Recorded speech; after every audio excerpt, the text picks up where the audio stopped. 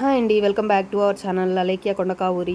ఇవాళ నేనైతే టమాటా పప్పు చేస్తున్నానండి. ముందే కందిపప్పు అయితే కడిగి పెట్టుకున్నాను, వాటర్ పోసి నానబెట్టేసుకున్నానండి. అలా తర్వాత టమాటా ముక్కలు, పచ్చిమిరపకాయలు, ఉల్లిపాయలు తరిగి ప్లేట్లో పెట్టేసుకున్నానండి. అవన్నీ కుక్కర్ గిన్నెలో వేసేసి స్టవ్ మీద అయితే పెట్టుకున్నాను. 5 విజిల్స్ రావాలి కదా.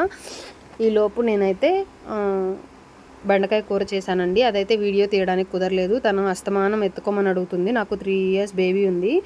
అస్తమానం ఎత్తుకోమని అడగడం వల్ల నేనే సెల్ఫ్ వీడియో చేసుకోవాలి కదా, నాకైతే వీడియో తీయడానికైతే అవ్వలేదు. ఈలోపు విజిల్ అయిపోయి ఆవిరిపోయిందండి. ఉడికిన పప్పులో పసుపు, కారం, ఉప్పు, కరివేపాకు వేసుకున్నానండి.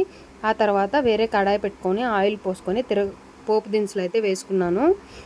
ఆ పోపు దినుసులు వేగేటప్పుడు మిడిల్లో ఎండుమిరపకాయలు వేసానండి. మాడిపోతాయేమో ముందే వేస్తే అని మిడిల్లో వేసాను. పోపు దినుసులు వేగిన తర్వాత పప్పులో వేసాను.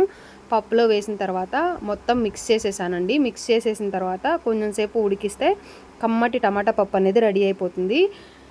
ఫస్ట్ టైం కనుక మన వీడియో ఎవరైనా చూస్తున్నట్లయితే ప్లీజ్ లైక్ చేయండి, షేర్ చేయండి, సబ్స్క్రైబ్ చేయండి. థ్యాంక్ యూ ఫర్ వాచింగ్ అండి.